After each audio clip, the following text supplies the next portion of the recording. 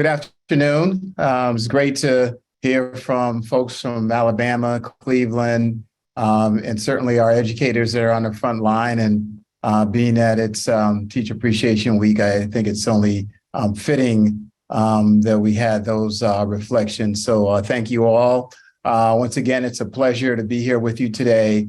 I'm pleased to have with me today two members of the Cheese for Change Network. Cheese for Change is a bipartisan group of 52 district and state education leaders. We call them courageous and bold leaders who oversee education systems that collectively serve more than 7 million students across the United States. I'm joined by Dr. Louis Ferebee today. He's the Chancellor of the District of Columbia Public Schools and a member of the Cheese for Change Board of Directors, and by Dr. Scott Muri, the Superintendent of Ector County Independent School District in Odessa, Texas, and he's also a member of Cheese for Change.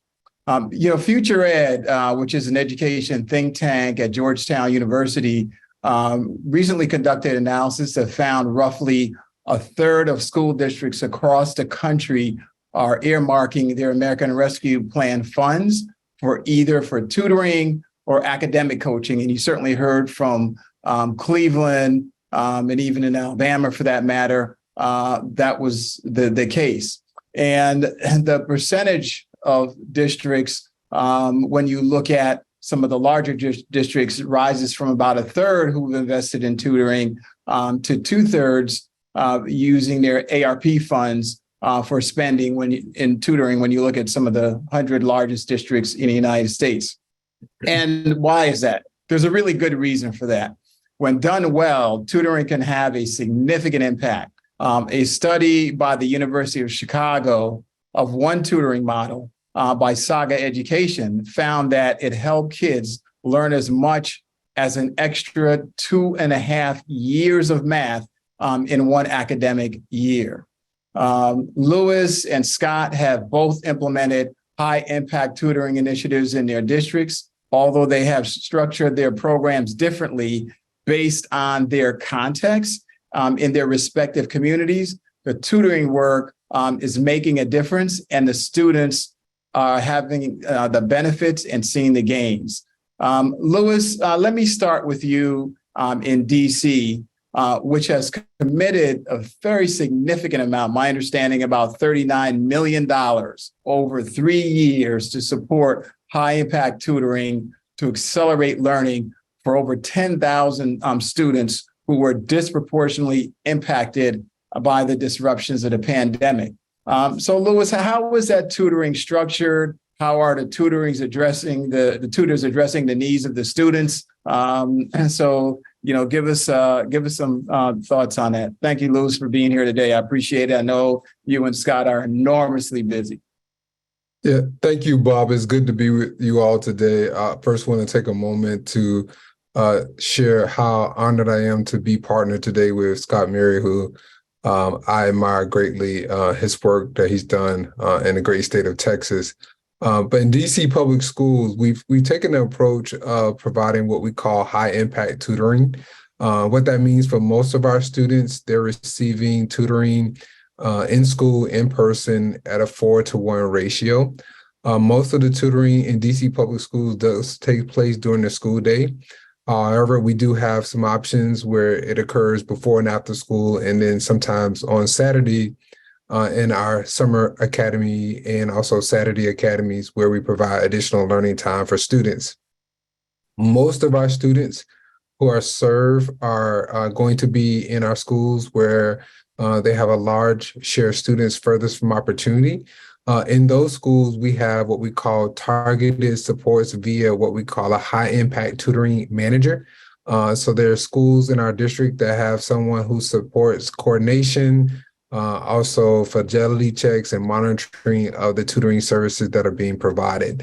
Last school year, to give you a flavor of how many students have been served, we served 9% of our 50,000 student population in high impact tutoring. And this year, thus far, we've served over 11% of our student population, again, targeting our students furthest from opportunity and below grade level. Last school year, we saw a 57% increase in grade level in math, and also a 54% increase in grade level in reading. Particularly, we saw enormous strides in DIBELS. And if we look nationally around DIBELS assessment, DC public schools well above the national average.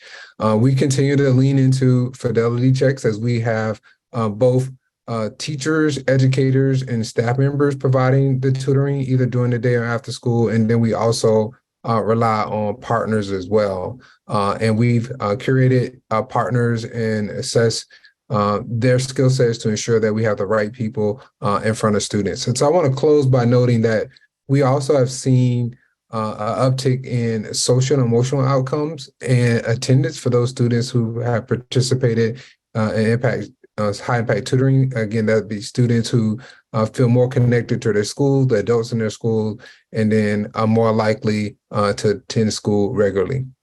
Thank you again, Bob.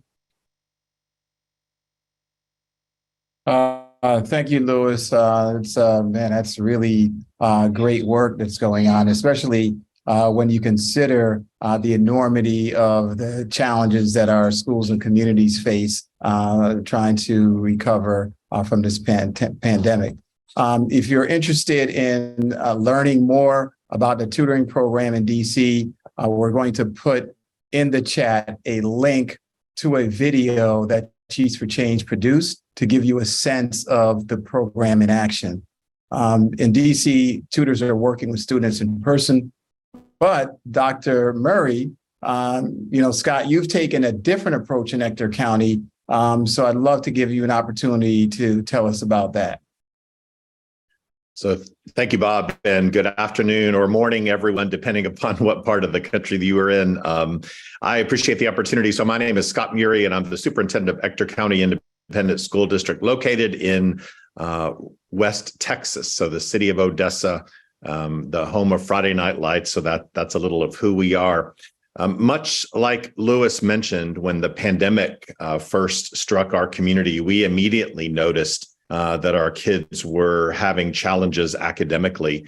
And just like Louis, we wanted to ensure that our students had an opportunity to experience really the premier form of intervention, and that is one-on-one tutoring. And so we began to look in our own community, who are the individuals that could provide this opportunity for our kids? And we realized we just didn't have them. We didn't have enough human bodies in our own community to provide that service. We even tried to pull some of Louis's volunteers to come down and support, but he needed them for his own kids. And so we had to look into the virtual world in order to find these opportunities. And so we began to contact virtual tutoring companies to see if they would be willing to work with us and serve the needs of our children. So we started with a small group, literally 40 students in a middle school environment way back in 2020, and had some significant success with those kids. Spent the summer scaling up. In the 21-22 school year, we served 6,000 students in a virtual tutoring environment. And then this year, we're serving 4,750 students in that space. We've learned a lot in this process, and we have a very structured environment. We target mathematics and ELAR specifically. We embed tutoring during the school day. So it's either a part of the academic schedule or a zero period at the beginning of the day or a period at the end of the day, but it is tied to the student's academic experience. Our tutoring sessions are monitored. We have an adult in the space with the students to ensure that we deal with any technical issues or behavioral issues. We partnered with the virtual tutoring companies. They use our curriculum, and so that is a requirement. The tutoring companies provide academic data to us on a weekly basis. So every Friday, we receive reports from the different tutoring companies so that we can monitor the progress of students. But probably the most interesting thing that we did is made this such a success is that we developed outcomes-based contracts with each of the companies. And so we pay the tutoring providers based upon the growth of the academic growth of students. And we use the NWA's MAP assessment to monitor that growth. And so at the beginning of the year, we assess those students. We create goals for each of those students, and then we develop a contract with the tutoring providers that uses the growth goals of children in order to determine the amount of money that they will receive for supporting that particular student. And obviously, the more growth that we see with our students, the more dollars the tutoring providers are earning. And that has yielded some significant success for us. So at the elementary, middle school, and high school level, we're seeing up to 2 years worth of academic growth in a single year because of the type of really focused attention that the tutors themselves are providing. And so the outcome-based contracting element of this holds the vendors accountable for results, and it holds us accountable for results as well. Together, we are both committed to that contract. There are specific pieces, things that the schools and system must do in order to be in compliance. And then there are things that the tutoring vendors themselves must do in order to remain in compliance. But because both of us agree and we are all paying attention to student outcomes, the results have been significant for us. We've invested about $12 million thus far in the process and hope to continue this endeavor for years to come as we've seen the kind of results that we haven't seen using other interventions before. So again, very structured environment, outcomes-based contracting, professionally trained tutors.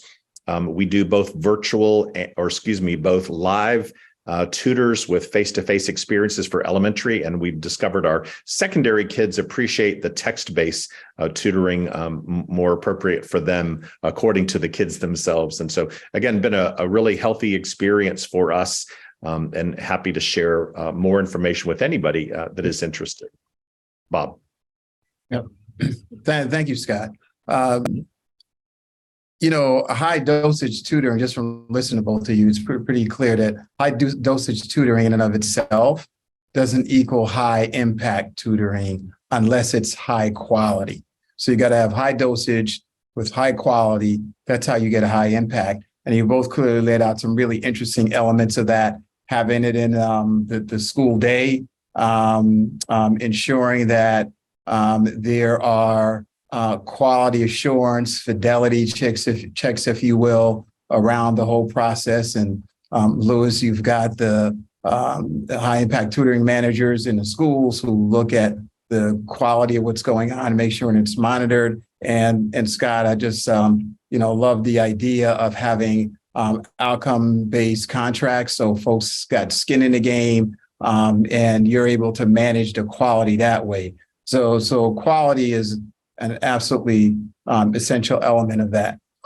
Chiefs for Change has produced a detailed guide for K-12 systems looking to build high-quality tutoring programs.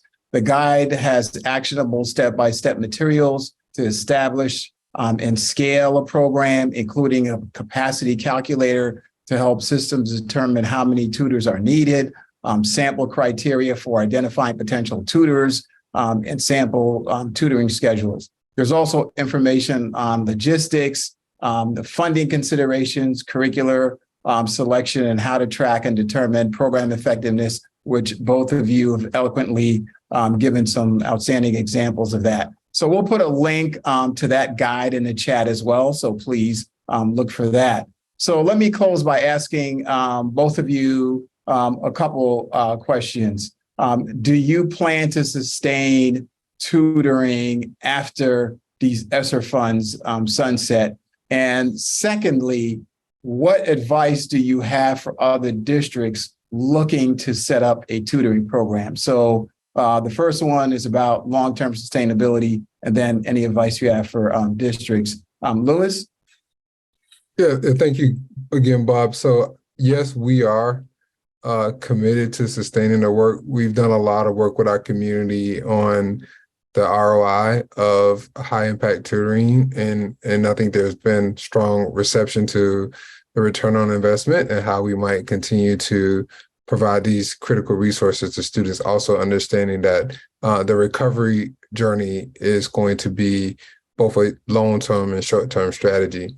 I think for me, I'd advise everyone to continue to ensure that there is strong integration of your MTSS work or whatever tiered framework you utilize to identify and monitor, track student performance to ensure that the interventions are very targeted, specific, and you're surgical with the way you approach the fluid nature of your high impact tutoring, but also how do you ensure that students are making progress. I think also continue the checks for quality. I just want to double down on that in addition to the data collection tool.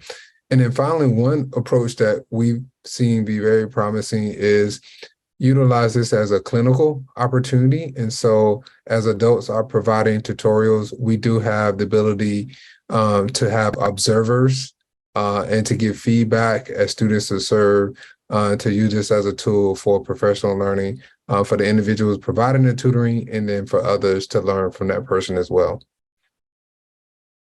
Great advice. Thanks, Louis. Scott? Yes, I again echo what Louis said. I'm actually sitting in the city of Austin today advocating. Our legislature is in session. And so today is about advocating for more public school dollars, more investments in students in our system so that we can continue to do work like this. The data indicate over the last 2.5 years of this work for us that how can we not continue this intervention because we have evidence of success. In fact, this initiative has proven to be more effective than other interventions. And so we will be replacing other intervention strategies that we use with this intervention, which will free up money. You basically take it from one intervention pot to another, but we must continue to invest in these types of evidence-based or bodies of work that are making an impact on kids. The advice that I would give to folks is about, much like Louis said, ensuring the fidelity of implementation of the program. So the constant monitoring. In our case, our tutors use the curriculum that we use within the district. Our tutors are professionally trained, not just individuals who help students. These are folks that know how to tutor and receive specific tutoring training so that they know what they're due. We embed it during the school day. It's a part of the students' schedule. And so their attendance is required because it's a part of their school day. We receive weekly reports from the tutoring companies. So we are monitoring the progress. We outcomes-based contracting, again, tying payment to the growth and the success of kids. But a tightly managed, a rigorous program that is implemented with fidelity will yield incredible results for kids. All right. Well, thank you both. Just outstanding work and exemplars of systems that have leveraged these ESSER dollars to impact our students so that they benefit from it. But I think even more so, you've shown that there are lessons learned from this that will continue in the foreseeable future in terms of how you improve the educational experience of students, helping teachers to be more effective, providing interventions. So just a lot of great things. Thank you for sharing that. And again, we'll have links that are posted in the chat to get more information on what Dr. Ferebee and Dr. Muri have done in their districts. Kudos to you. Thank you so much for your leadership. Thank you for your time and being here today.